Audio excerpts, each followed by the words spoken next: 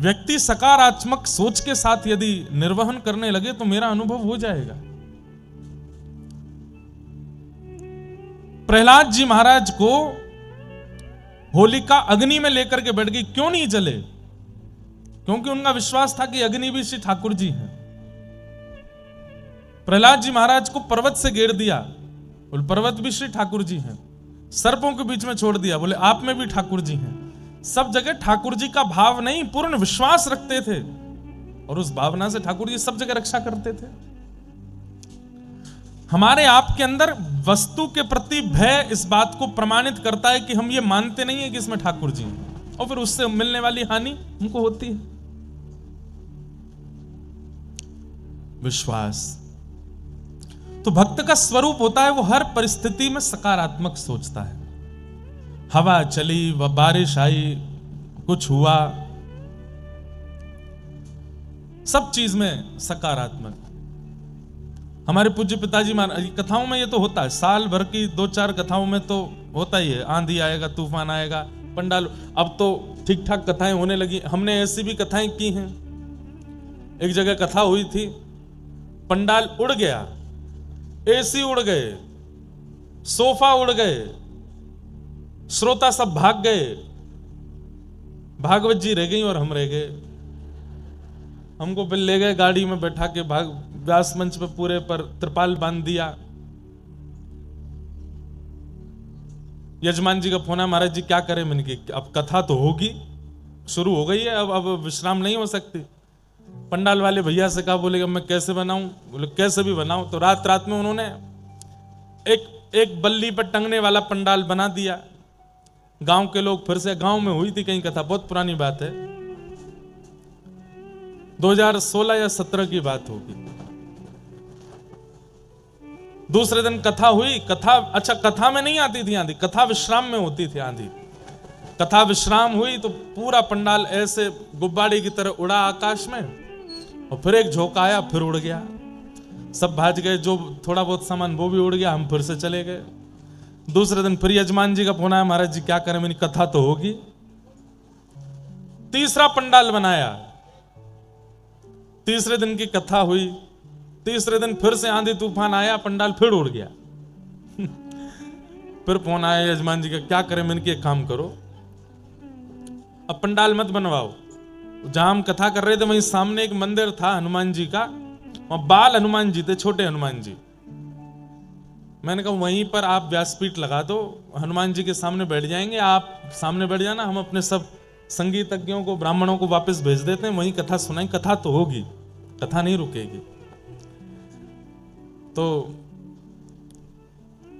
अब ये भिंड जिले की बात है, भिंड मध्य प्रदेश में, वहां पे ददरौआ सरकार एक डॉक्टर हनुमान जी भी हैं, वहां पे भी मैंने कथा की है। तो मैं जहां रुका था वहां से डॉक्टर हनुमान ज्यादा दूर नहीं थे। उस दिन महाराज जी का निमंत्रण था कि आप आइए प्रसाद पाने, तो मैं प्रसाद पाने गया। महाराज जी बोले सब ठीक? मैंने कहा महाराज जी क्या ठीक, इतने परेशान हो गए, रोज आंधी आती है, पंडाल उड़ जाता है, 3 दिन हो गए। तो महाराज जी बोले बाल हनुमान जी हैं वहां पे, खेल रहे हैं आपके साथ में। मैंने कहा तो अब क्या करें? बोले यहाँ बड़े हनुमान जी हैं, इनसे प्रार्थना करके जाओ। तो फिर हमने डॉक्टर हनुमान जी से प्रार्थना की कि देख लो हमको कथा नहीं करने दे रहे हैं, रोज पंडाल उड़ा देते हैं, आप आके कुछ करो। फिर बड़े हनुमान जी का सिंदूर और उनकी भभूति लेकर के हम गए वहां, छोटे हनुमान जी को जाकर के भभूति लगाई, सिंदूर लगाया, मतलब उनको शांत किया। शांत खेल रहे थे व्यास जी के साथ। और फिर चौथी बार पंडाल बना, फिर नहीं उड़ा।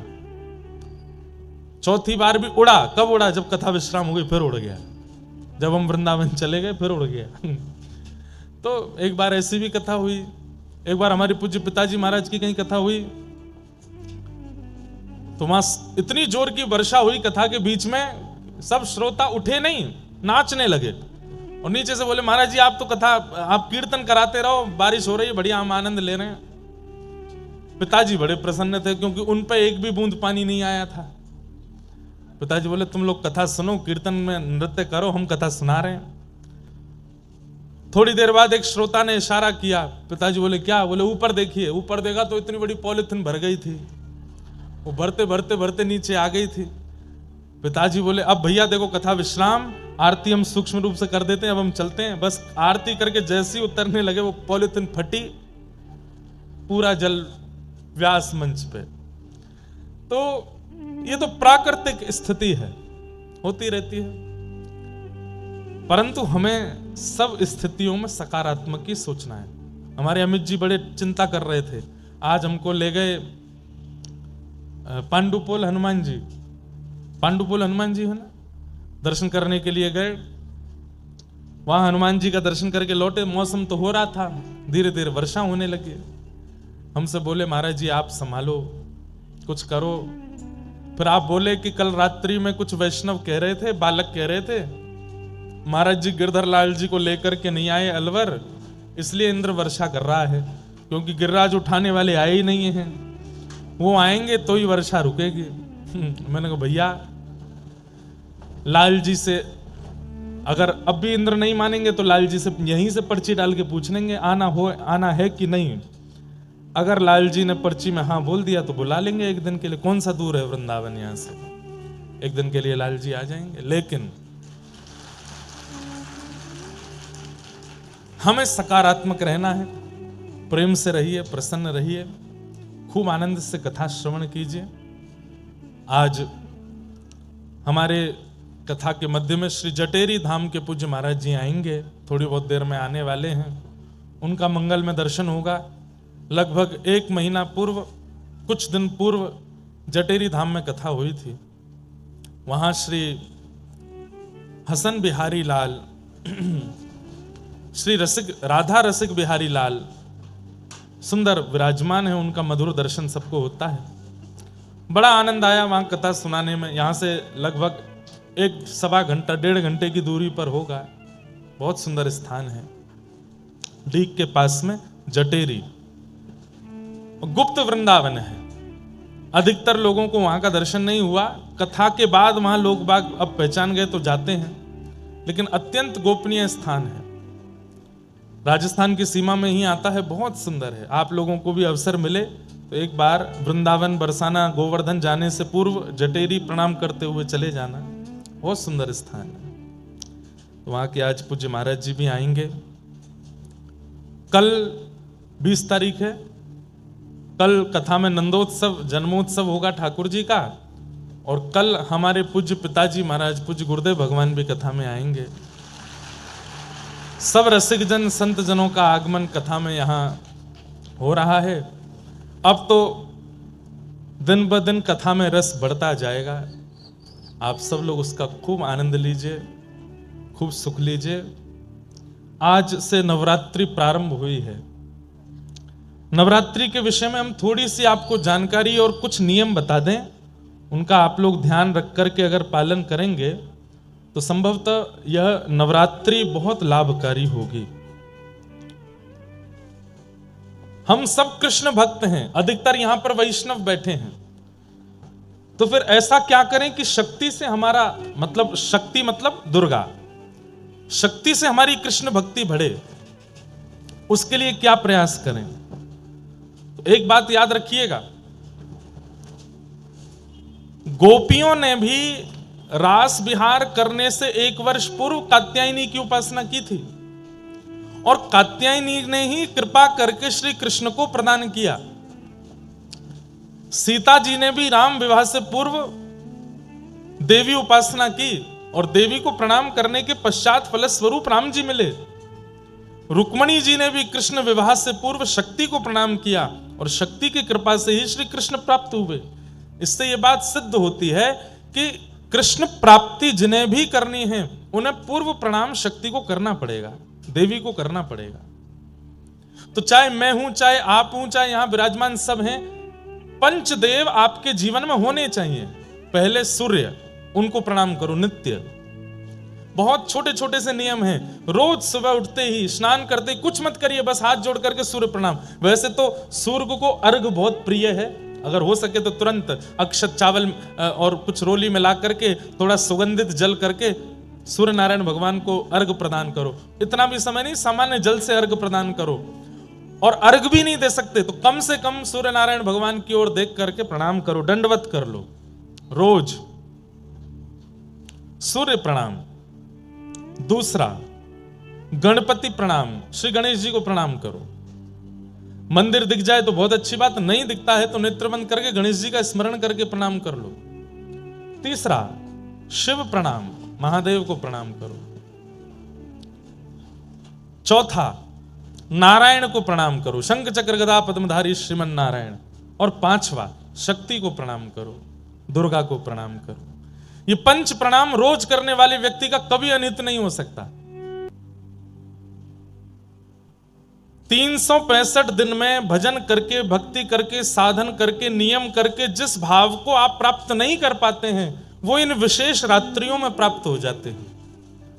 आप अन्य दिनों में जो साधन करोगे, अन्य दिनों में जो भजन पूजन करोगे, उसका प्रभाव हो सकता है कहीं ना कहीं आपकी योग्यता देख करके प्राप्त होगा, लेकिन इन 9 दिनों में किया गया साधन आपको निश्चित प्राप्त हो जाएगा।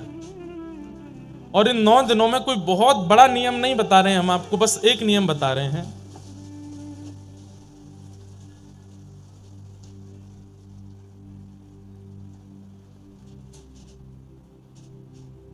जय जय गिरिवर राज किशोरी, जय महेश मुख चंद्र चकोरी, जय गजवदन षडानन माता, जगत जननी दामिनी युति गाता।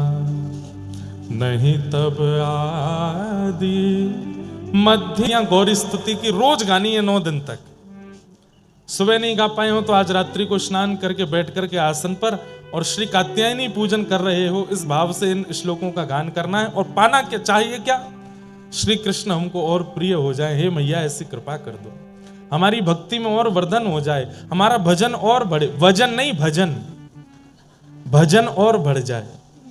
कहीं वह भूल गया ना तो वजन बढ़ ही जाएगा 9 दिनों में, भजन बढ़े, वृंदावन के प्रति प्रीति बढ़े, सदगुरु के प्रति विश्वास बढ़े, संतों की सेवा के प्रति रुचि बढ़े, आलस्य रहित हो जाएं हम ठाकुर जी की सेवा में। और अंत में कह देना, यदि मैं योग्य हूं तो इस जन्म में श्री प्रिया प्रियतम का नित्य विहार दिख जाए। 9 दिन करके देख लीजिए, क्या पता श्री जानकी जी की कृपा, किशोरी जी की कृपा, जगदम्बा की कृपा इन 9 दिनों में हो जाए और श्री प्रिया प्रियतम हमें प्राप्त। और इसमें संशय मत कीजिए, ये विश्वास के साथ कीजिए कि होगा ही होगा। क्यों? क्योंकि इन्होंने ही गोपियों को मिलाया है ठाकुर जी से, इन्होंने ही रुक्मणी जी को मिलाया ठाकुर जी से, इन्होंने ही सीता जी को मिलाया राम जी से। हमें नहीं मिलाएंगे? निश्चित मिलाएंगे। तो 9 दिन ये गौरी स्तुति की 4 पंक्तियां हैं, इनको रोज करना और कुछ मत करिए पूरे दिन। हम तो चकाचक दाल बाटी खा के आए हैं आज हनुमान जी के पास जाके। कोई हमसे बोला महाराज जी नवरात्रि का आज व्रत है। मैंने कि देखो, अगर तुमको लगता है कि ये अन्न है तो मत खाओ, और लगता है कि हनुमान जी का प्रसाद है तो फिर छोड़ना मत। मैं प्रसाद छोड़ोगे तो अपराध लगेगा और अन्न खाओगे तो पाप लगेगा। अब सोच लो क्या करना है। हमारी बढ़िया रीति है। देखो, आप कहोगे महाराज जी तो फिर घर में भी तो अन्न ठाकुर जी को भोग लगाने के बाद प्रसाद हो गया, उसको भी पा सकते हैं। वो आपने अपने पैसे से खरीदा, अपने हाथ से बनाया, बना करके सिद्ध करके ठाकुर जी को भोग लगाया है। पर मंदिर में तो ठाकुर जी के सन्मुख का प्रसाद आपको दिया गया है। आपने प्रयास करके, आपने खरीद करके नहीं दिया, वहां पर अपने धन से नहीं खरीदा उसको, ठाकुर जी का प्रसाद है। तो अन्न के प्रति, प्रसाद के प्रति अन्न बुद्धि यदि रखोगे तो वो दोषयुक्त होगा, लेकिन प्रसाद के प्रति प्रसाद बुद्धि।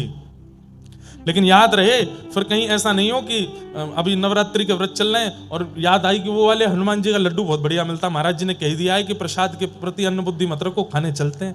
नहीं, दोष लगेगा, क्योंकि आप जीव के आकर्षण में वहां जा रहे हो, प्रसाद के आकर्षण में नहीं। प्रसाद के आकर्षण में जीव का स्वाद नहीं होता, प्रसाद के आकर्षण में तो प्रसाद का स्वाद होता है। तो नवरात्रि के दिन है, कई लोग बहुत नियम करते हैं, हमारा भी नित्य हवन का नियम है, लेकिन हम आपसे बहुत स्पष्ट कह रहे हैं, सब नियम एक तरफ और गौरी स्तुति का भाव से पाठ एक तरफ, इससे ज्यादा कुछ नहीं करना है। केवल गौरी को सुंदर सुंदर रागों में, अगर राग आते हो तो रागों में, राग नहीं आता हो तो केवल भाव से ही ये गौरी स्तुति सुना दीजिए और बस मांग लीजिए कि हमें श्री कृष्ण चाहिए। इन 9 दिनों में आपकी की गई समस्त भावना पूरी होगी होगी होगी, निश्चित होगी। आज प्रथम दिन है, आज श्री शैलपुत्री मैया का पूजन होता है। शैलपुत्री मैया, अब देखो हम 9 देवियों के हर दिन, आज एक ही बताएंगे, कल 2 देवियों के बता देंगे, परसों 3, ताकि 7 दिन में पूरे हो जाए 9 दिन। शैलपुत्री मैया जो है ये धैर्य का प्रतीक है। धैर्य किसको कहते हैं? पेशेंस, सहनशीलता, जो हम लोगों में बिल्कुल भी नहीं है।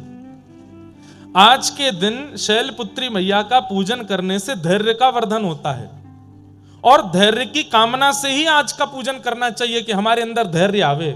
बहुत विचलित रहते हैं हम, आंख बंद करते इधर उधर भागता है हमारा मन।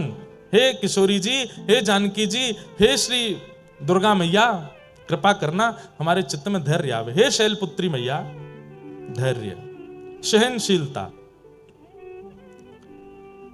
धैर्य के बिना मन एकाग्र नहीं रहता, मन विचलित रहता है यहां वहां, और भजन में धैर्य बहुत जरूरी है। तो आज के दिन शैलपुत्री मैया को पूजन इसलिए करते हैं ताकि उससे हमारे चित्त में धैर्य आवे। धैर्यवान नहीं है हम लोग। जरा कोई हमसे हमारी वास्तविकता बता दे तो हम मचल जाते हैं। कोई जरा आके हमसे कह दे तुम बहुत लोभी हो तो क्रोध आने लगता है। लेकिन चाहे दुनिया कुछ भी कह दे, हमारे चित्त को कोई फर्क ना पड़े, तो इसका मतलब आपके चित्त में धैर्य है, और वो धैर्य शैलपुत्री मैया प्रदान करती हैं। तो ऐसी शैलपुत्री मैया को हम बार बार प्रणाम करते हैं, वंदन करते हैं। को सिद्धियों को भी जो प्राप्त नहीं है वो आपको प्राप्त हो जाएगा गुरु प्रसन्नता से। अद्भुत महाराज जी के भाव। अब हम लोग आगे के क्रम में प्रवेश करें। कल खूब जोर की वर्षा आ गई थी तो प्रसंग आधा ही रह गया। तो रात में नरसिंह मेहता हमारे सपने में आए। हमने कि क्या हुआ महाराज? तो बोले बस प्रसंग पूरा करके आइए जल्दी। मैंने कहा आज जाति कथा में करेंगे। तो कल हम लोग सुन रहे थे कि कुछ संतों की जमात, ये प्रसंग सुना क्यों रहे थे कि ईर्ष्यालुओं को ठाकुर जी नहीं मिलते। आपके अंदर कितने दोष हैं अपने आप लिखिए। हमारे कहने से काम करेंगे। यहां पर जितने भी दंपति बैठे हैं, पति पत्नी, यहां पर जितने भी बहन भाई बैठे हैं, यहां पर जितने भी मित्र बैठे हैं, यहां पर जितने भी आपस के सगे बैठे हैं, युगल युगल जोड़ी बना लीजिए। और कथा से जाने के बाद आप लोगों को एक काम करना है। पति पत्नी एक दूसरे को पर्चा और पेन दे में और एक दूसरे से कहें तुमको मुझ में जितने दोष दिखते हैं सब लिख करके मुझे दिखाओ। पत्नी पति के लिखे, पति पत्नी के लिखे,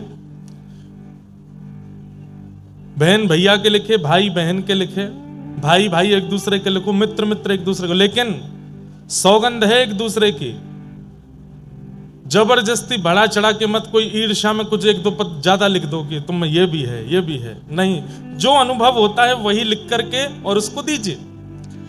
ये बहुत बड़ी एक प्रक्रिया है। और आपस में देख करके फिर अनुभव कीजिएगा। आपके शायद नेत्र खुल जाएंगे।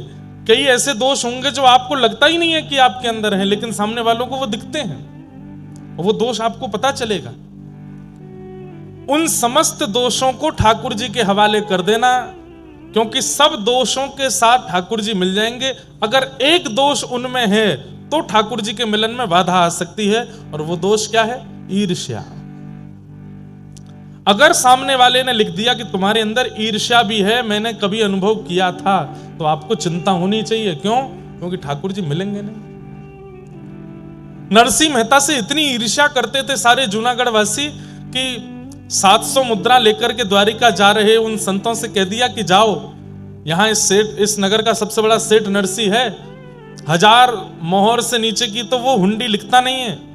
तुम लोग जाके चरण पकड़ लेना, रोने लग जाना, मूड मारने लगना, और कैसे भी करके उनसे हुंडी लिखवा लेना। 700 सोने की मोहर उनके घर में धर देना।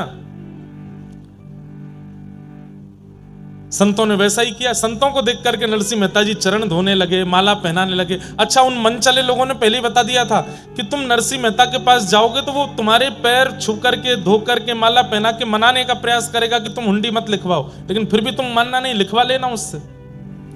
नरसिंह मेहता तो बेचारे संतों को देख के प्रणाम करते थे, चरण धोते थे, माला पहनाते थे। संत जन कहने लगे जरूर हमको मनाने की प्रक्रिया चल रही है कि हम हुंडी ना लिखवाएं। संतों ने कहा नरसिंह जी हमारा एक काम कर दीजिए। बोले क्या? हमको द्वारिका जाना है, बीच में बड़े लुटेरे और चोर उचक्के मिलते हैं, हमारा धन लूट लेंगे, हमारी पूरे विश्व भारत की यात्रा पूरी हो रही है, द्वारिका में हमको भंडारा करना है, ये 700 सोने की मोहर जैसे तैसे हमने बचाई है, इनको रख लीजिए, हुंडी लिख दीजिए। आपका कोई सेठ वहां हो या आपका कोई सेवक द्वारिका में हो, हम उसको जाके दिखा देंगे, वो हमको वहां 700 सोने की मोहर दे देगा, तो हम वहां अपना भंडारा कर लेंगे। नरसिंह मेहता जी बोले आपको मुझे देख के लगता है कि मैं हुंडी लिखता हूंगा? बोले हुंडी लिखने वाले आप जैसे ही होते हैं, वो ऐसे बन के रहते हैं कि कोई उनसे हुंडी लिखवा ना पावे। ये आपकी फटी धोती और आपके तन की स्थिति से हम बहकने वाले नहीं हैं, हमारी हुंडी लिखिए। इतना पीछे पड़ गए संत जन, नरसिंह मेहता रोने लगे मेरी कोई गद्दी नहीं है द्वारिका में। अरे मैं किसी को नहीं जानता सिवाय एक के। बोले किसको जानते हो?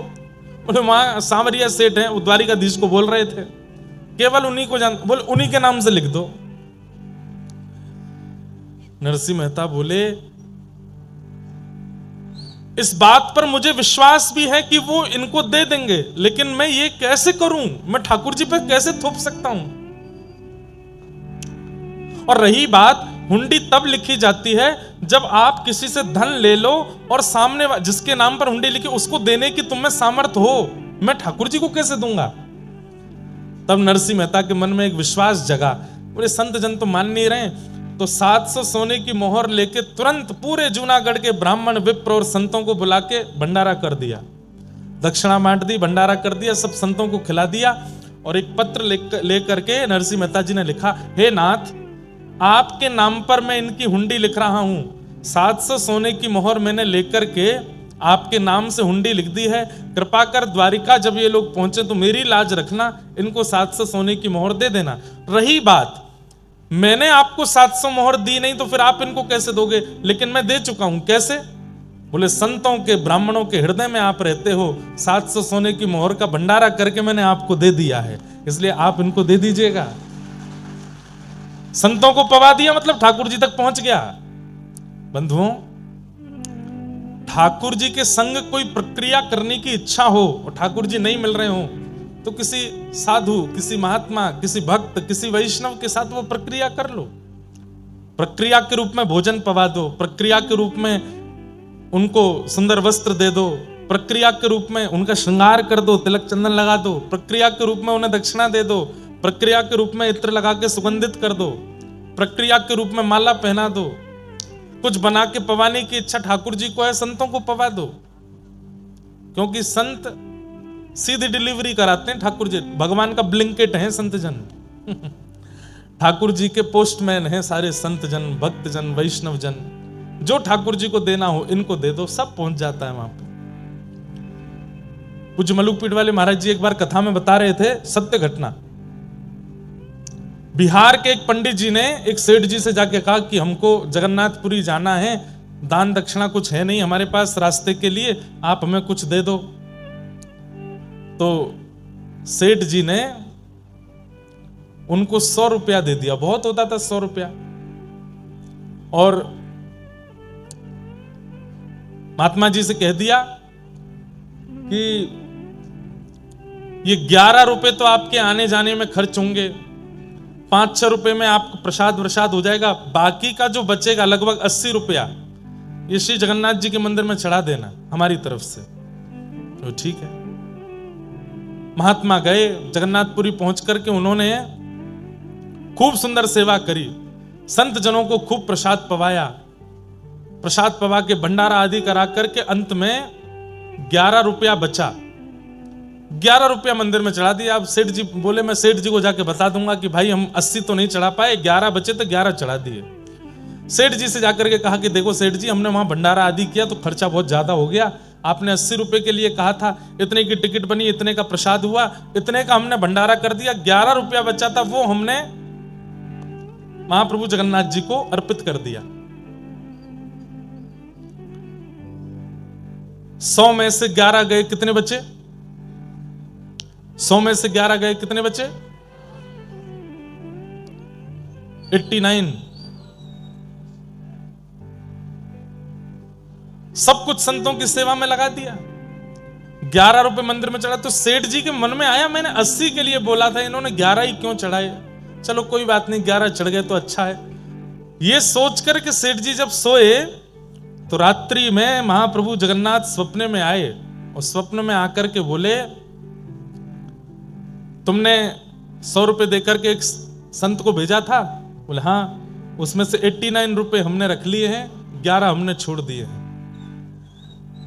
सेठ जी उठ करके बैठ गए, बोले कि संत तो बता रहे थे कि उन्होंने 11 रुपए चढ़ाए, ठाकुर जी कह रहे हैं मैंने इतने रुपए रख लिए।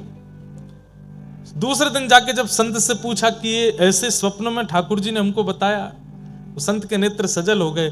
बोले कि हमने जो मंदिर में जाके ठाकुर जी को चढ़ाया, ठाकुर जी ने वो स्वीकार नहीं किया, जो संत सेवा में लगाया वो ठाकुर जी ने स्वीकार किया। जो वैष्णव संत सेवा में हमने अर्पित किया उसको ठाकुर जी ने स्वीकार किया है।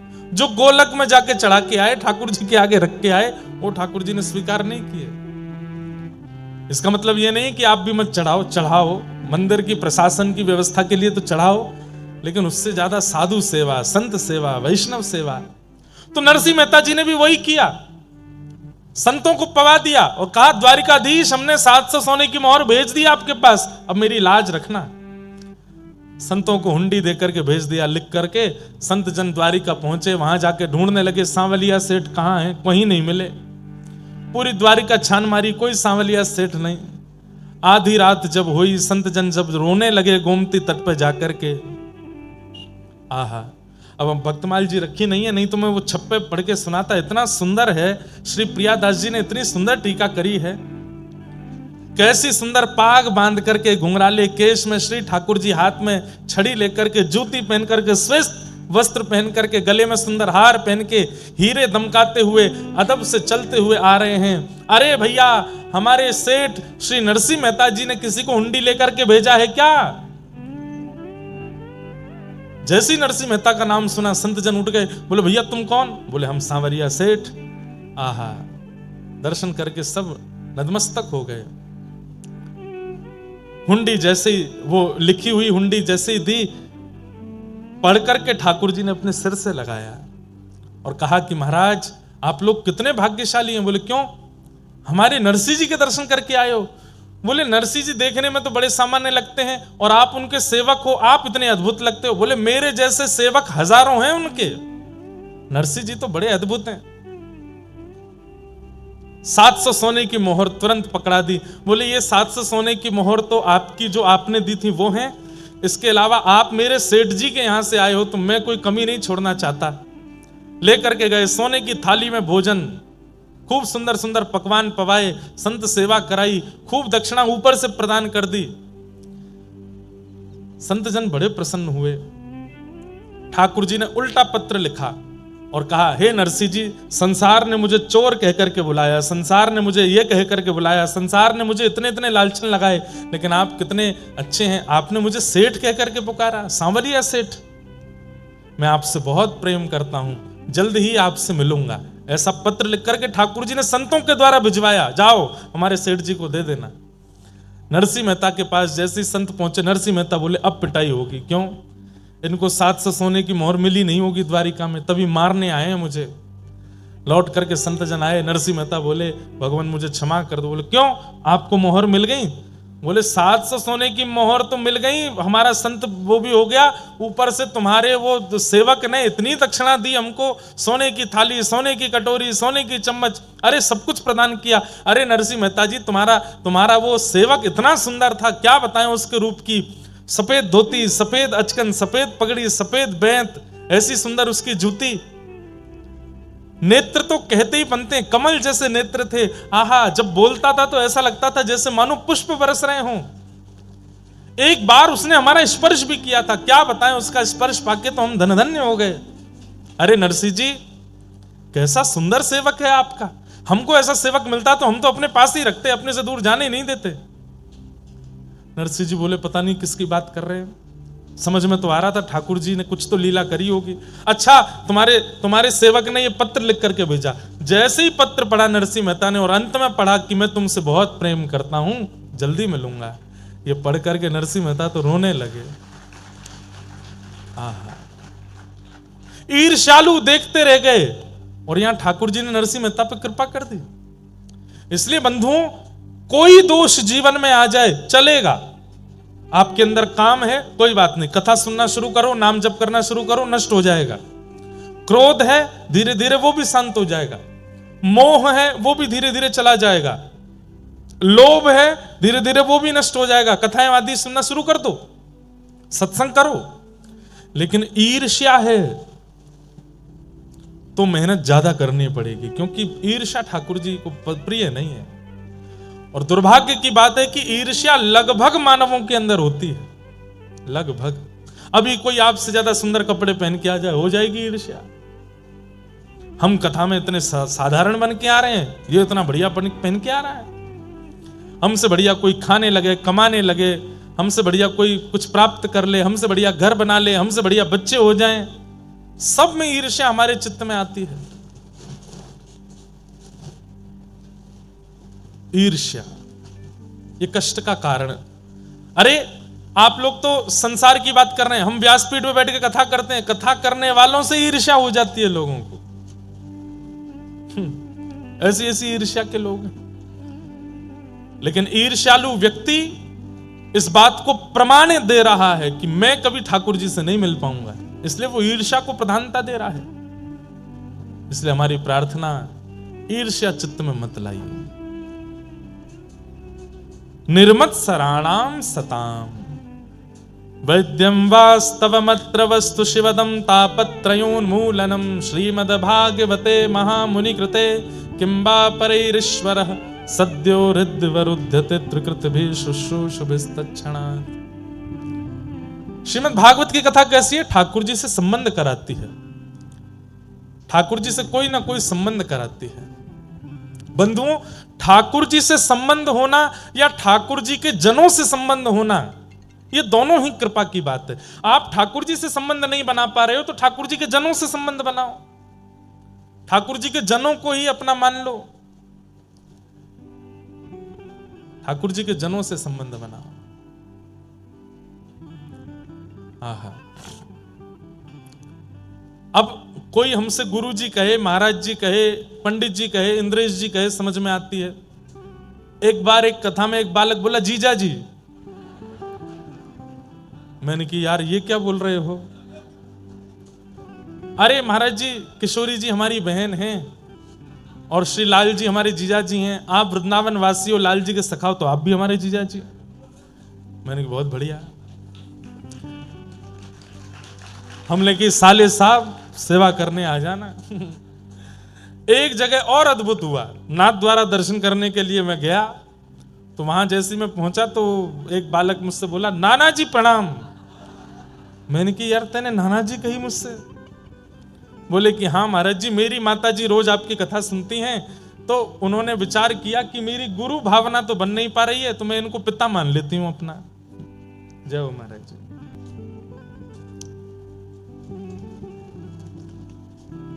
हरिजन संगे हरि उर आने, गिरधर जब अपनों करी जाने। सब लोग इधर देखो, ध्यान से सुनो। तो हमसे बोले महाराज जी हमारी माता जी कथा सुनती हैं, उनकी आपके प्रति गुरु बुद्धि तो बन नहीं पाई, लेकिन आपकी कथा सुन के बहुत कुछ सीखा है। तो हमने कि तो फिर क्या? बोले गुरु नहीं मान पाई तो वो आपको पिताजी मानती हैं। मैंने कि आपकी माता जी की उम्र कितनी है? बोले 55 की हो गई। मैंने कि 55 की माता जी, वो 28 साल के पिताजी। तो बोले कि अब आपने ही कहा था कि हरिजनों से संबंध मानो, तो हमारी माता जी आपको पिताजी मानती हैं, तो उस नाते से आप हमारे नाना जी हुए। मैंने कहा बहुत बढ़िया। मैं तुम्हारे भी बाल बच्चे हो गए क्या?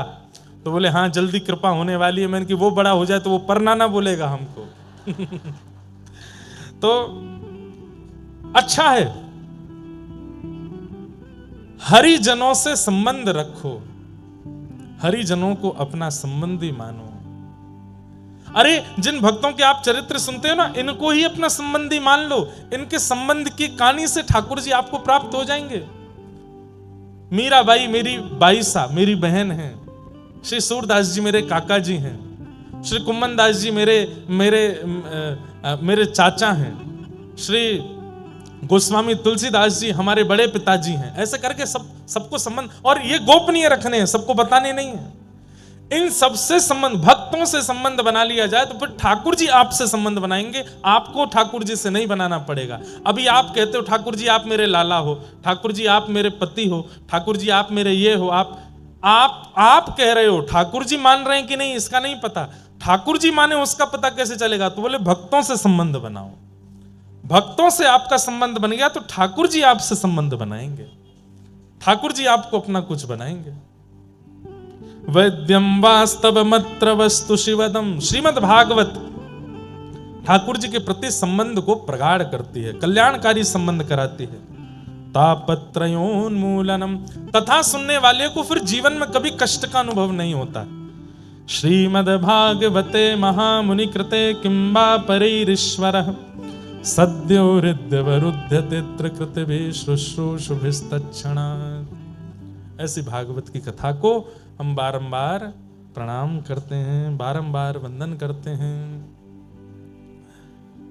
नैमिषारण्य क्षेत्र में 88,000 सोनिकादि ऋषियों ने सूत जी से 6 प्रश्न किए और इन्हीं 6 प्रश्नों के उत्तर में सूत जी कथा कहना प्रारंभ करते हैं।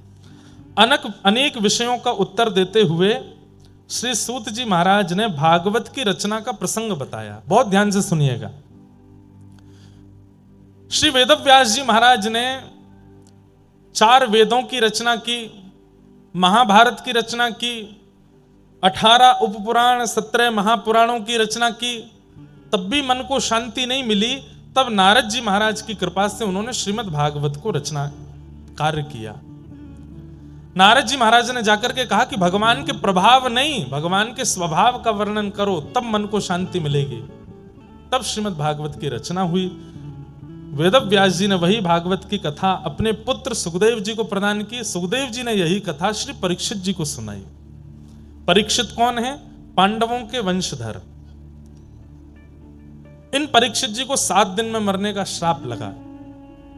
सौनकादि ऋषियों ने पूछा ऐसा क्या हुआ कि इनको 7 दिन में मरने का श्राप लगा? तो यहां महाभारत का थोड़ा प्रसंग सुनाया गया। पाहि पाहि महायोगिन देव देव जगतपते नान्यम तद्भयं पश्ये यत्र मृत्यु परस्परम। बहुत सावधानी से सुनो। उत्तरा के गर्भस्थ शिशु बालक को बचाना,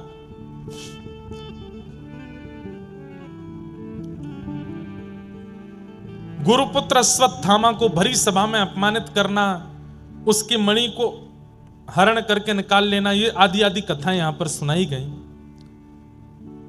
एक प्रकार से पांडवों का युद्ध विजय करा करके और थोड़े बहुत जो कार्य थे उनको समाप्त करके भगवान पांडवों को हस्तिनापुर का राजा बना के द्वारिका प्रस्थान कर रहे हैं। अब हम यहां से कथा सुनेंगे। द्वारिका को जैसे ही जाने लगे तो कुंती ने भगवान के रथ को रोक लिया। कुंती कौन है? भगवान की बुआ। बोले नाथ आप जा रहे हो? बोले बुआ अब देखो युधिष्ठिर राजा हो गया हस्तिनापुर का, आप लोगों का कष्ट खत्म हो गया।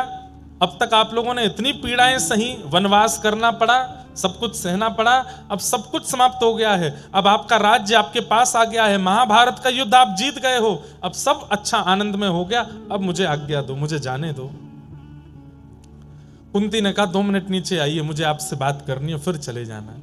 श्रीमद् भागवत की सबसे पहली स्तुति है कुंती स्तुति, और कुंती ने भगवान से जो बात कही है वो बहुत ध्यान से सुनिएगा। नमस्ये पुरुषं त्वाद्यं ईश्वरं प्रकृते परं अलक्ष्यं सर्वभूतानां अन्तर्बहिरवस्थितम्। जैसे ही ठाकुर जी रथ से नीचे उतरे, कुंती बुआ ने तुरंत ठाकुर जी को साष्टांग प्रणाम किया। ठाकुर जी 4 कदम पीछे हट गए। बुआ ये क्या कर रही हो आप? मैं भतीजा हूं आपका, मुझे आपको प्रणाम करना चाहिए, आप मुझे क्यों प्रणाम कर रही हो? कुंती बुआ बोली परमात्मा को प्रणाम करना चाहिए और मुझे पता है कि आप परमात्मा हो। मैं परमात्मा हूं? बोले हाँ। जोर से ठाकुर जी हंसने लगे, मैं परमात्मा हूं? बोले हाँ तुम परमात्मा हो, मैं जानती हूं। अच्छा मैं परमात्मा हूं तो फिर मेरे द्वारिका जाने पर आप रो क्यों रही हो? क्यों? बोले परमात्मा तो सब जगह रहता है, वो द्वारिका में भी है, हस्तिनापुर में भी है, वृंदावन में भी है, गोकुल में भी है, मथुरा में भी है, अलवर में भी है, जयपुर में भी है। परमात्मा कोई एक स्थान पर तो रहता नहीं, परमात्मा तो सब जगह रहता है। और आप मुझे अगर परमात्मा कह रही हो तो मेरे द्वारिका गमन पर इतना रुदन क्यों कर रही हो? परमात्मा तो सब जगह है, देख लीजिए मुझे। कुंती कहती है यही तो बात है, हो तो आप सब जगह पर इतनी आसानी से दिखते नहीं हो। क्यों नहीं दिखता? तब कुंती दूसरे श्लोक में कह रही है कि माया जवनिका छन्न आज्ञादोक्षजमव्ययम्। बहुत दिन बाद हम कुंती स्तुति कह रहे हैं, ध्यान से सुनिएगा। कि माया जवनिका छन्न आज्ञादोक्षजमव्ययम् न लक्ष्य से मूढ़ दृशा नटो नाट्यधरो यथा। कुंती कह रही है आप परमात्मा हो, सब जगह हो, लेकिन दिखते क्यों नहीं हो? माया के कारण। माया समझते हैं? संसार की हर वो वस्तु जो आपको अपनी ओर आकर्षित करती है वो माया है। मोबाइल फोन भी माया है, गाड़ी भी माया है, व्यक्ति भी माया है, खाने के व्यंजन भी माया है, पहनने के वस्त्र भी माया है। हर वो वस्तु जो ठाकुर जी से दूर करके अपनी ओर आकर्षित करती है वो माया कहलाती है। लेकिन किसी वस्तु के सामीप्य में रह के भी ठाकुर जी से दूरी ना बन रही हो तो वो माया नहीं हो सकती। आप 1.5 करोड़ की गाड़ी में बैठे हो लेकिन गाड़ी में बैठ करके भी वृंदावन की याद में रो रहे हो तो आप माया की चपेट में नहीं हो।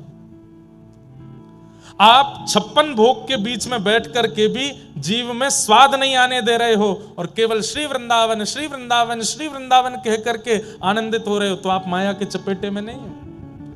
आप 2 लाख 2.5 लाख का फोन पास में रख करके भी केवल कथा श्रवण करते हो तो आप माया के चपेटे में नहीं हो।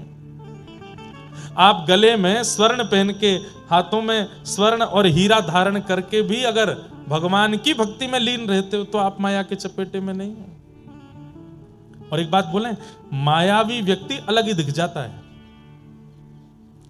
उसके सिर पर कृष्ण नहीं सवार होते, उसके सिर पर धन, उसके सिर पर ऐश्वर्य, उसके सिर पर नाम, उसके सिर पर अभिमान, ये सब सवार रहता है। वो मायावी व्यक्ति है, माया के चपेटे में है। और जो माया के चपेटे में आ जाता है उसको सब जगह होते हुए भी ठाकुर जी नहीं दिखते, उसको मंदिर में भी ठाकुर जी नहीं दिखते।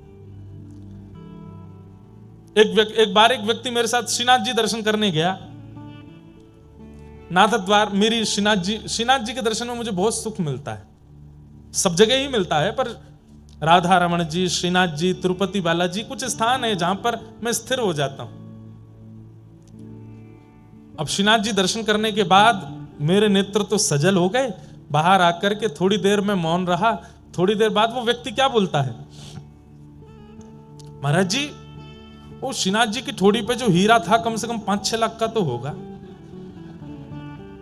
गले में जो हार पहन रखे थे 12-13 लाख के तो होंगे। मैंने कि यहां करके भी तुमको वही दिखा। जाकी रही भावना जैसी, प्रभु मूरत देखी तन तैसी। प्रॉपर्टी डीलर होते हैं ना, वो दुनिया के किसी कोने में चले जाएंगे, यहां जमीन के भाव कितने होंगे भैया, वो यही काम करते रहते हैं। कामी व्यक्ति जहां जाता है वहां काम दिख जाता है। धनवान व्यक्ति जहां जाता है उसको वहां धनी धन दिखता रहता है। हमारे साथ एक पंडित जी रहते थे पहले, अब नहीं रहते, वो अब ज्यादा व्यस्त हो गए। वो जहां जाते, महाराज जी घर कितने का होगा, ये कमरा कम से कम 20-22 लाख का तो बना होगा है, ये टेबल कम से कम इतने की तो आई हो, मैं तुमको खरीदनी है क्या? अब हम तो घरों में जाते रहते, तो ये थोड़ी है तो सब जगह वही देखना। कई लोगों को देखा गया वो कथा में आकर के भी कथा नहीं सुनते। वो कथा में आकर यहाँ पे ये कमी है, यहाँ पे ये कमी है, व्यास जी भजन ही नहीं गा रहे हैं, 1.5 घंटा हो गया है। कोई चुटकुल्ला नहीं सुना रहे तो ठाका मार के हंसे नहीं, कोई टोना टोटका तो बताती नहीं है। जीवन में संकट चल रहे हो उनसे कैसे निवृत्ति की जाए, कुछ तो बताओ। भावना जैसी होती है परिस्थिति वैसी अनुभव देने लगती है। माया माया जवनिका छन्न। एक बात बोले आपको, वस्तु का त्याग करने वाला त्यागी नहीं माना जाता। वस्तु के संग रहते हुए भी उस वस्तु में आसक्त ना होने वाला वो त्यागी माना जाता है। पत्नी छोड़ दिए, बच्चे छोड़ दिए, घर छोड़ दिया, परिवार छोड़ दिया, संपत्ति छोड़ दिया, रहने लगे पहाड़ी के ऊपर जाके, लेकिन रोज रोते हैं क्यों? पत्नी की याद आ रही है, बच्चों की याद आ रही है, मैंने करोड़ों कमाया था सब छोड़ छाड़ के आना पड़ा। वो त्यागी है। लेकिन पत्नी भी है, बच्चे भी हैं, संपत्ति भी है, गाड़ी भी है, घोड़ा भी है, सब कुछ है, लेकिन रहता है विरक्त, वो त्यागी है। हम गृहस्थाश्रमी हैं, यहां जितने भी बैठे हैं लगभग, हम गृहस्थाश्रमियों को आश्रम नहीं छोड़ना है, पत्नी बच्चे नहीं छोड़ने हैं, पर हां जितनी आसक्ति उन सब में है उतनी श्री कृष्ण में कर लेनी है। हमारा वही त्याग हो जाएगा, वही विरक्ति हो जाएगी, वही वैराग्य है हमारे लिए। जितना प्रेम से बालक को हृदय से लगाते हैं, जितने प्रेम से पत्नी को निहारते हैं, जितनी ममता से धन गिनते हैं, ये सब जिस दिन भक्ति में होने लगेगा, जैसे ठाकुर जी को सुबह उठाते ही उसी प्रकार हृदय से लगावें जैसे अपने बालक को लगाया हो, जैसे पत्नी को प्रेम भर के देखते हैं ऐसे ठाकुर जी को देखने लग जाएं, जैसे पैसे गिनने में सतर्क रहते हैं ऐसे नाम जप में सतर्क हो जाएं, बस हो गई विरक्ति। यही विरक्ति है, यही त्याग है। सब छोड़ के जाने की आवश्यकता नहीं है। 40 साल के हो गए और फिर कहने लगे हम तो ब्रह्मचारी हैं, हमने ब्याह नहीं किया। असली बात यह थी कि किसी ने उनको पसंद ही नहीं किया था। अब 40 साल के हो गए तो क्या करें भाई, ये थप्पा कैसे सहन हो कि हमारा ब्याह नहीं हुआ, हम तो ब्रह्मचारी हैं। घर छोड़ करके बाहर रहने लगे, घर वालों ने निकाल दिया, बोले अब ये कैसे सहन हो गए, घर वालों ने निकाल दिया तो फिर क्या लगा लिया, बोले हमने तो त्याग कर दिया घर का, त्यागी हो गए, महात्मा हो गए। हम गुलाब जामुन नहीं खाते, हम रसगुल्ला नहीं खाते, खाने को मिलता नहीं है, ये बताओ ना।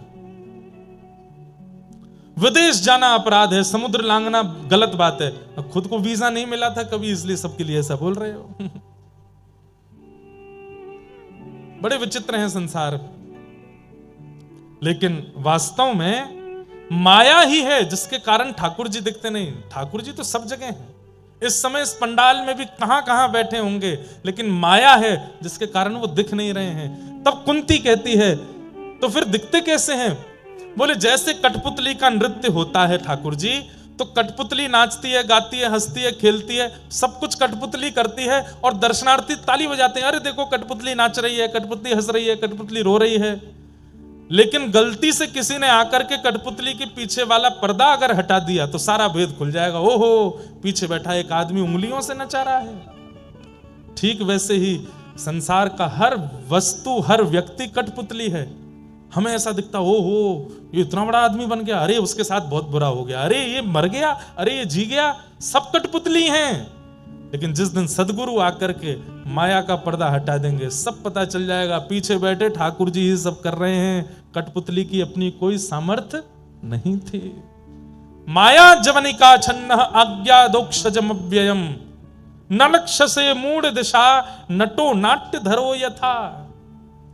जैसे एक नाटक में नचाने वाला, कठपुतलियों को प्रदर्शित करने वाला कठपुतलियों की वास्तविकता अनुभव करा देता है, लेकिन भेद अगर खुल जाए तो फिर हंसी आती है कि हम जिस कठपुतली के मरने पर रो रहे थे वो तो पीछे से एक्टिंग करवाई जा रही थी। यही है संसार में, हम सब कठपुतली हैं। आपकी बात, आप कहते हो कथा में जाना, बिल्कुल नहीं जाना, घर पे बैठे सुनो, यूट्यूब पे आ रही है कथा, क्या करना पंडाल में जाके सुनोगे? बारिश का मौसम, हवा चल रही है, घर पे बैठे रहो। अच्छी बात है, घर के लोग आपको बार बार आपकी बात नहीं मानते, नहीं तो उनके प्रति ममता हो जाएगी। थारे इस मंगल विधान में, थारे इस मंगल विधान में, मैं काहे टांग अड़ाऊं हाणाऊं, मारा गिरधर लाल, थारो नचायो नाचूं रे, मारा गिरधर लाल, थारो नचायो नाचूं रे। और जो तू ठोकर मार गिरावे, लकड़ी जो गिर जाऊं, जो ठोकर मार गिरावे, लकड़ी जो गिर जा। लकड़ी गिरती है, लकड़ी जब गिरती है तो ऐसा नहीं है कि हाथ पैर लगा के रोकने का प्रयास करती हूँ, गिरती है तो गिर ही जाती है। हे नाथ, अगर आप गिराओगे तो हम गिर जाएंगे, लेकिन जो तू माथे ऊपर बिठावे, जो तू माथे ऊपर बिठा, मैं तो भी ना शर्माऊं, शर्माऊं, मारा गिरधर लाल, थारो नचायो नाचूं रे, मारा गिरधर लाल, थारो नचायो। न लक्षसे मूढ़ दृशा नटो नाट्य धरो यथा। वही बात कुंती यहाँ कह रही है कि नाथ, इस संसार में सब कठपुतली की तरह नाच रहे हैं। हमें लगता है कोई धनवान हो गया, कोई कलेक्टर हो गया, कोई एसडीएम हो गया, कोई डीएम हो गया, कोई महाराज जी हो गया, कोई संत हो गया, कोई व्यसनी हो गया, कोई पापी हो गया, लेकिन वास्तविक में ये सब कठपुतलियां आपकी, आप नचा रहे हो। और ये माया दूर करने वाले सदगुरु होते हैं। सदगुरु जीवन में आते हैं तो माया का भेद खुल जाता है। कुंती ने भगवान की स्तुति गाई, अंत में भगवान बड़े प्रसन्न हो गए, बोले मैया कुंती बुआ, मैं मान गया कि तुझे पता है कि मैं परमात्मा हूं। अब मैं परमात्मा हूं, तूने ये सिद्ध कर दिया। अब बता, जीवात्मा परमात्मा से कुछ मांगता है, तू भी मांग ले। जीवात्मा परमात्मा से कुछ मांगता है, तू भी मांग ले। तो कुंती बुआ कहती है, मांग लूं? बोले हाँ मांग लो। दोगे? बोले दे दूंगा। बोले पहले वचन दो कि दोगे। ठाकुर जी बोले वचन की क्या आवश्यकता है, मैं कह रहा हूं मैं दूंगा। बोले नहीं, वचन दो, दूंगा। सोच लो। बोले सोच लिया, दूंगा। और कुंती मांग रही है, क्या मांग रही है? विपद सन्तु न शश्वत तत्र तत्र जगद्गुरो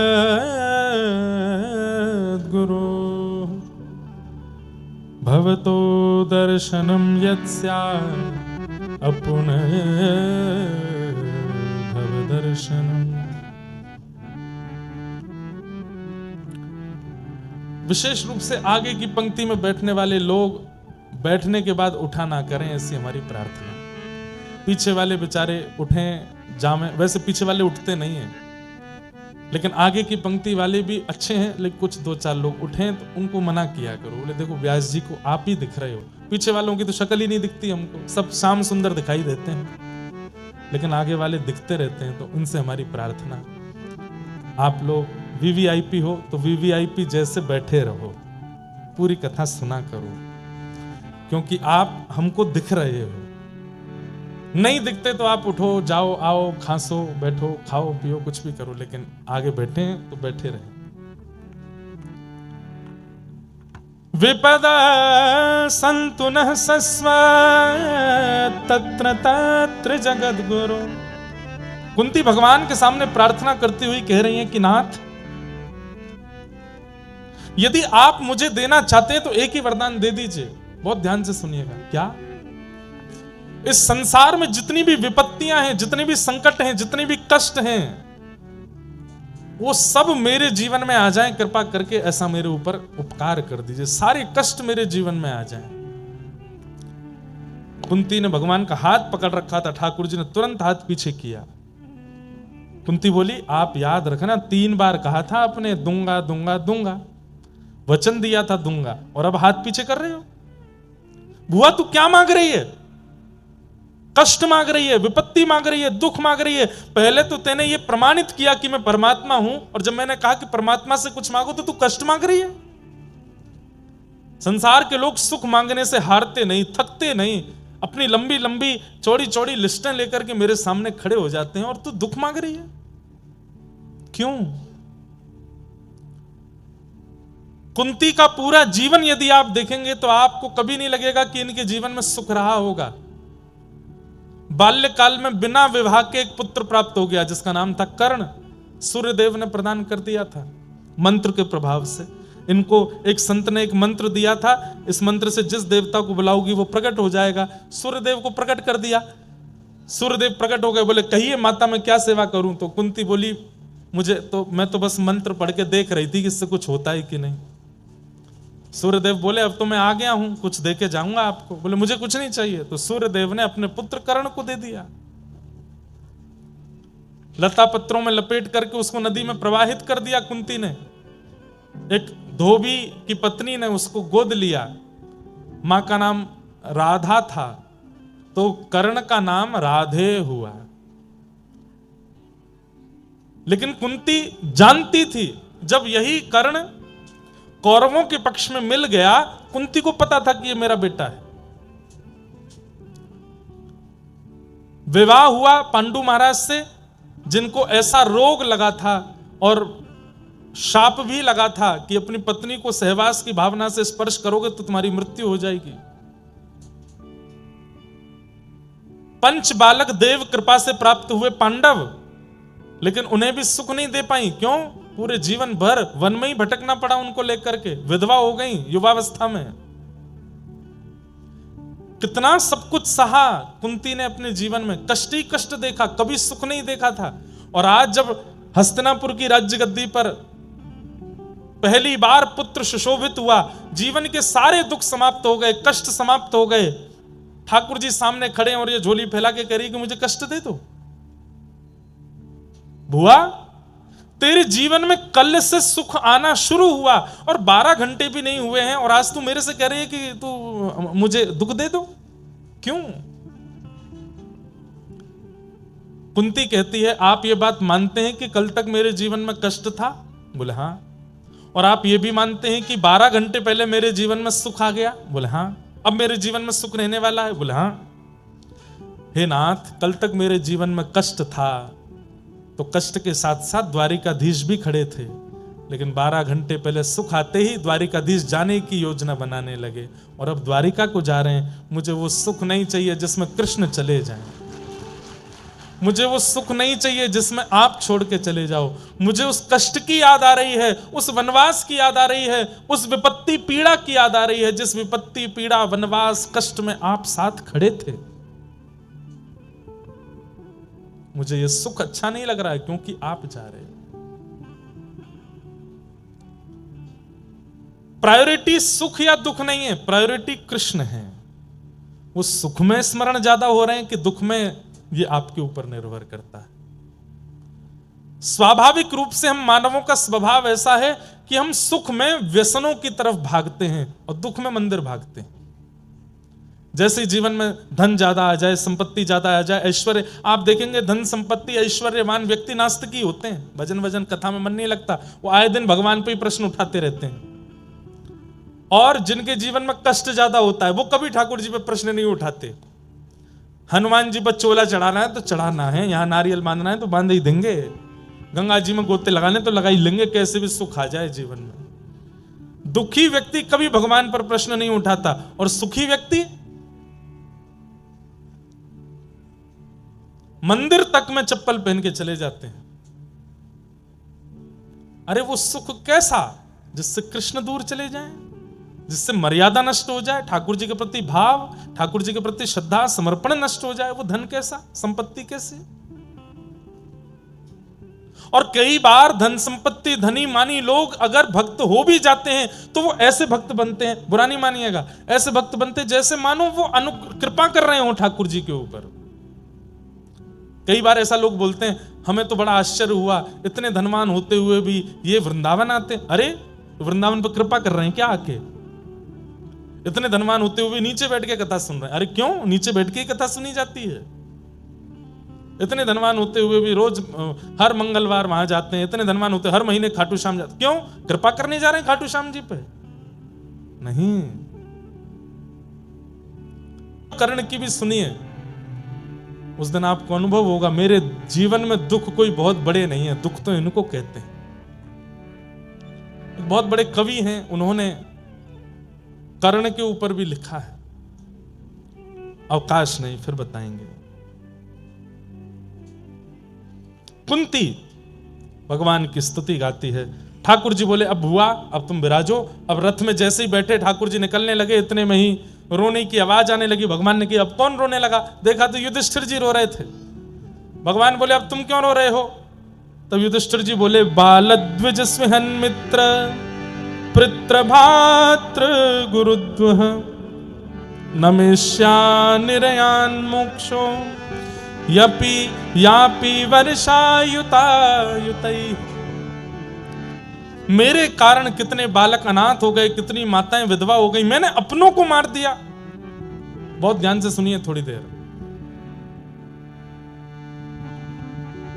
मोह अर्जुन को हुआ लेकिन युद्ध करने से पहले, और वैसा ही मोह युधिष्ठिर को हो रहा है, पर कब? युद्ध होने के बाद। गलती करने से पहले यदि आपके मन में सतर्कता आ रही है तो आप अर्जुन हो। कृष्ण आपकी सहायता कर सकते हैं, लेकिन पूरे रायते फैलाने के बाद रोना। ठाकुर जी कह रहे हैं, अब रोने से क्या फायदा, जब चिड़िया चुग गई खेत, सब हो गया, खुद किया, अब रो क्यों रहे हो? ठाकुर जी कहते हैं, ऐसे व्यक्ति कायर होते हैं जो गलती करने से पहले चेतते नहीं, गलती करने के बाद रोते हैं कि हमने बहुत बड़ी गलती कर दी, हमसे अपराध हो गया, कान पकड़ रहे हैं, क्षमा मांग रहे हैं, दंडवत कर रहे हैं। ठाकुर जी कह रहे हैं, रोने से काम नहीं चलेगा, अब संकल्प लो, दोबारा नहीं करोगे, और जो कर दिया उसका दंड भोगोगे, तो ही तुम निवृत्त हो सकते हो। युधिष्ठिर रो रहे हैं। भगवान बोले, क्यों रो रहे हो? बोले, मैंने कितनी माताओं को विधवा कर दिया, युद्ध में उनके पति मार दिए, कितने बच्चे अनाथ कर दिए, उनके पिता मार दिए। यदि मैं ही पीछे हट गया होता युद्ध मैदान से तो ये महाभारत नहीं होता, माताएं विधवा नहीं होती, बच्चे अनाथ नहीं होते। भगवान बोले, वाह, बहुत बड़ी बात कह रहे हो युधिष्ठिर। ऐसा ही मोह हुआ था अर्जुन को, लेकिन गीता सुना दी थी मैंने। वही मोह अब तुम कर रहे हो, अब मैं क्या सुनाऊं? बार बार नहीं सुनाऊंगा, इतना समय नहीं है मुझ पे। मेरा मोह दूर कीजिए, मैं बहुत व्याकुल हो रहा हूं, मुझे नरक में भी स्थान नहीं मिलेगा, मैं इतना बड़ा पापी हूं। भगवान बोले, अब हम जहां फेल होते हैं वहां हमारे भक्त पास होते हैं। रणभूमि में मेरी प्रतीक्षा कर रहे हैं भीष्म पितामह, चलो उनके पास लेके चलता हूं, वो तुमको ज्ञान उपदेश करेंगे। और भगवान भीष्म पितामह के पास लेकर के गए। बहुत सुंदर स्तुति है भीष्म पितामह की। पितामह भीष्म बाणों की सैया पर लेटे हैं, रोम रोम में बाण लगा है भीष्म पितामह के, लेकिन मरे नहीं है। क्यों? इच्छा मृत्यु का वरदान पिता से मिला हुआ है इनको। बंधुओं, एक बार हम महाभारत की कथा कभी, वैसे हमने एक दो लोगों को वचन दिया हुआ है कि हम महाभारत की कथा करेंगे। महाभारत की कथा 7 दिन में नहीं होगी, 1 महीने में होगी, 30 दिन में होगी महाभारत। बहुत अच्छी कथा है महाभारत। एक मानव के जीवन के जितने प्रश्न, सबका उत्तर है महाभारत में। बाणों की सैया पर लेटे हैं भीष्म पितामह, इच्छा मृत्यु का वरदान इनके पिता शांतनु महाराज ने इनको दिया है। जब तक इनकी इच्छा नहीं होगी ये मर नहीं सकते। अगर हमको ये मिला होता वरदान कि तुम्हारी इच्छा मृत्यु है, बताओ क्या करना चाहते हो, तो हम लोग कैसी इच्छा मृत्यु रखेंगे? कढ़ी कचौड़ी खाने को मिल जाए, वृंदावन की लस्सी कोई आके पिला जाए,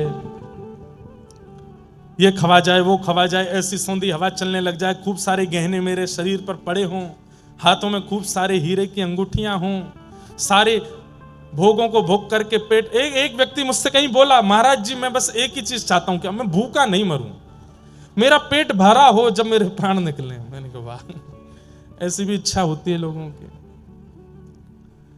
लेकिन भीष्म पितामह की इच्छा मृत्यु क्या है कि द्वारिकाधीश सामने खड़े होंगे, मैं उनके सुंदर श्याम सरोरुह वदन को देख रहा हूंगा, तब प्राण त्यागूंगा।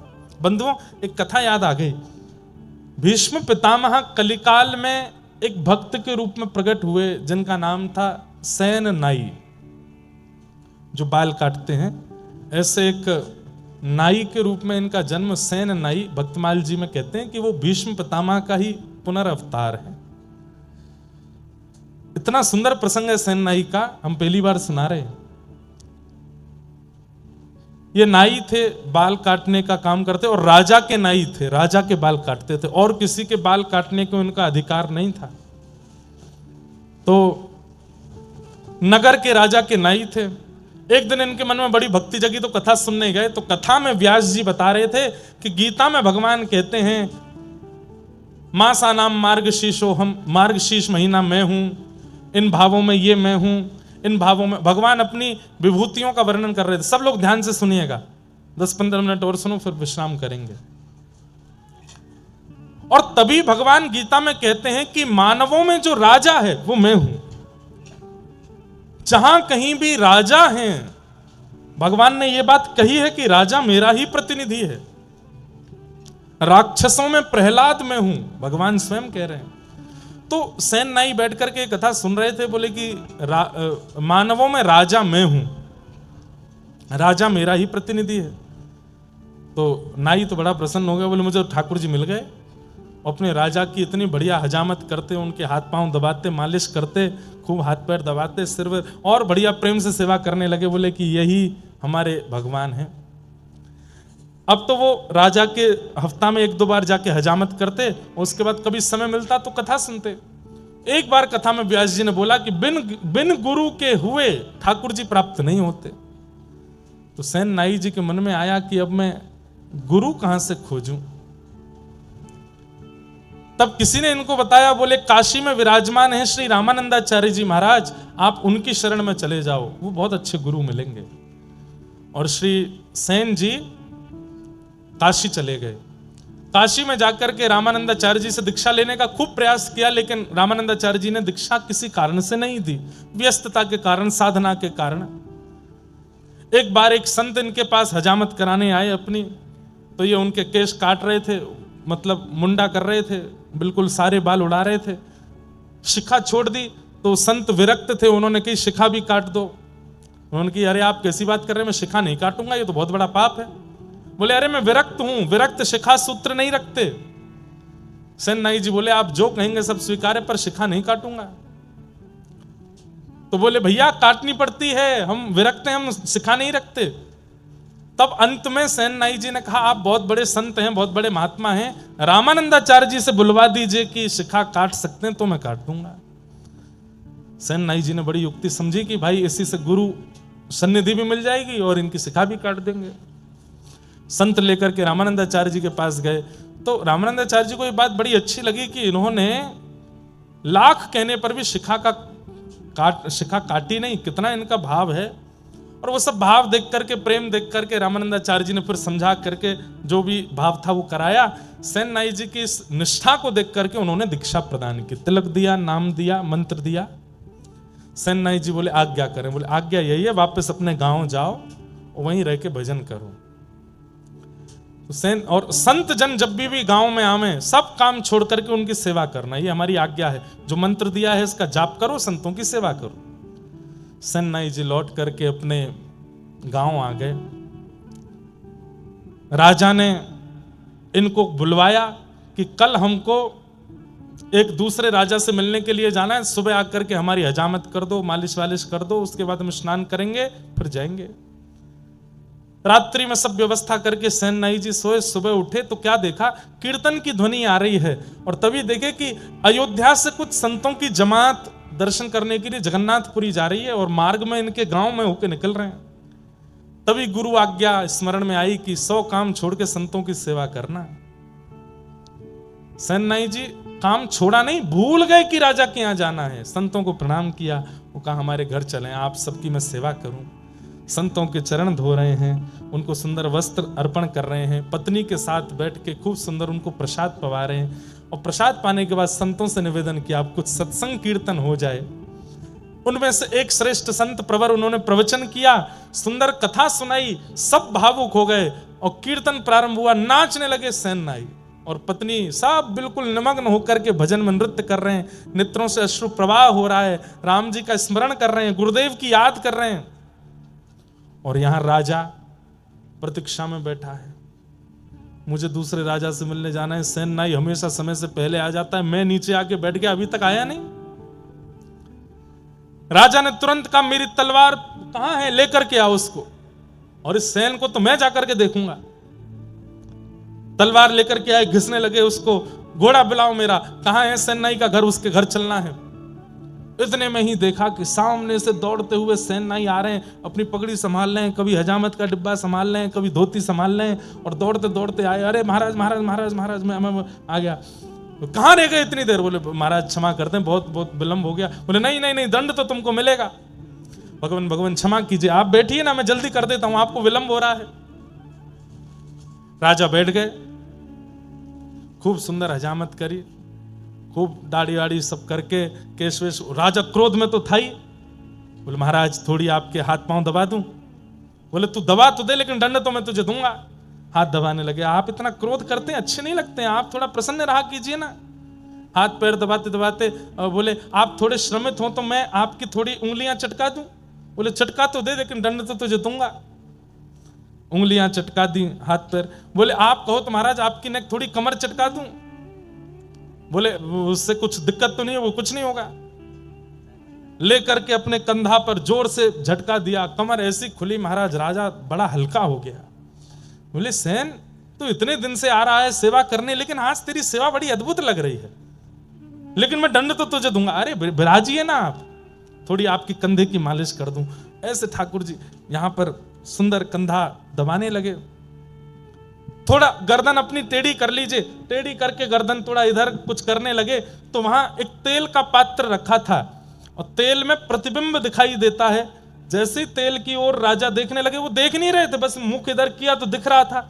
जैसे ही देखने लगे, सेन नाई ने जैसे ही अपना मुख इधर किया तो प्रतिबिंब में क्या देखा? मोर मुकुट, कटाक्ष नेत्र, नाक में सुंदर नथ बेसर, ऐसी मधुर मधुर मुस्कान। पीछे मुड़ करके देखें तो सेन नाई और प्रतिबिंब में देखें तो ठाकुर जी।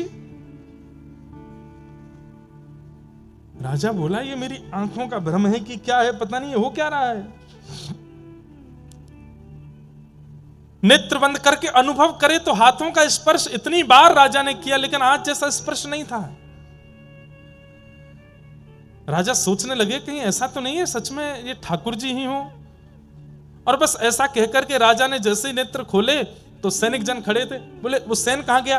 बोले वो तो आपकी मालिश कर रहा था, आप सो गए थे गहरी नींद में, तो वो बोला कि अब सब हो गया है तो मैं चलता हूं। वो तो अपनी दक्षिणा लेकर के चला गया। राजा बोला कोई बात नहीं, अब इसको अगली बार देखूंगा, अब तो तैयार होके चलता हूं। अपने वस्त्र आदि पहन करके राजा तैयार हुए। वहां सैन को पता चला कि राजा ने आज बुलाया था, मैं तो कीर्तन में रह गया। कौन आए थे? ठाकुर जी आए थे।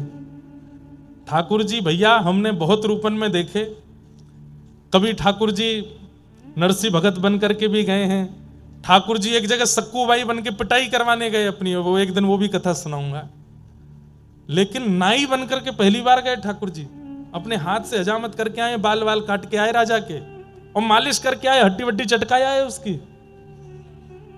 या सेन नाई को जैसे याद आया, संतों को प्रणाम किया, अरे भगवान भगवान आप लोग विराजो, मैं एक काम करके आता हूं। तुरंत अपना डिब्बा लेके वही पाग वाग संभालते हुए दौड़ते हुए गए तो राजा तैयार होके बिल्कुल बाहर आ गए थे।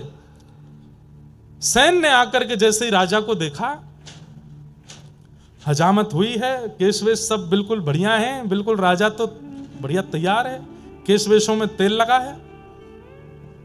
सेन ने आकर के कहा पूरे गांव में क्या, दूर दूर तक शहरों में भी कोई और ऐसा व्यक्ति नहीं जो मेरे अलावा राजा को स्पर्श कर सके। ये मेरी अनुपस्थिति में कौन करके गया?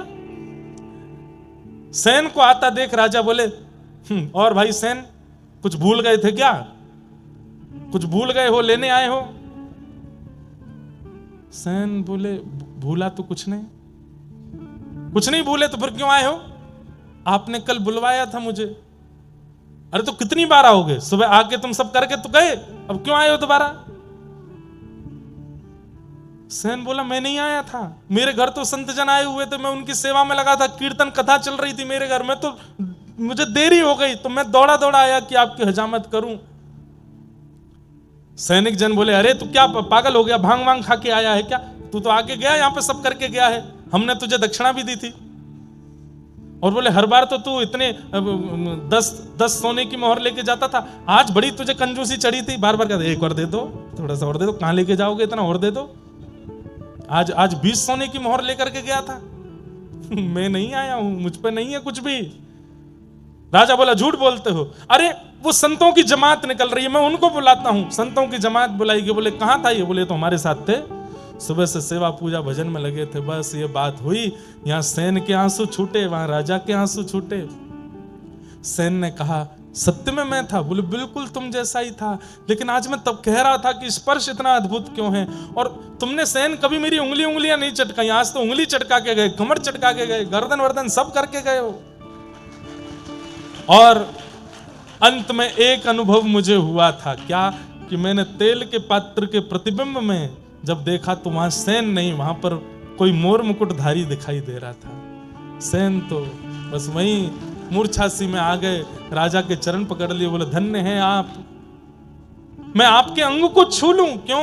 क्योंकि श्याम सुंदर आपको छू के गए हैं। श्री ठाकुर जी ही आए थे। राजा ने तुरंत सेन को उठाया, राजा दंडवत हो गए, बोले कि महाराज अब आज से आपको मेरी हजामत नहीं करनी, आज से आपको ये सब क्रिया नहीं करनी है, तो आज से आप मेरे राजगुरु हैं। जिनकी कृपा से ठाकुर जी मेरे भवन में आ गए, जिनकी कृपा से ठाकुर जी का स्पर्श मुझे मिल गया, ऐसे आप नाई नहीं रह सकते, आप तो मेरे गुरु हैं। और उस दिन से सेन जी गुरु के रूप में प्रतिष्ठित हो गए।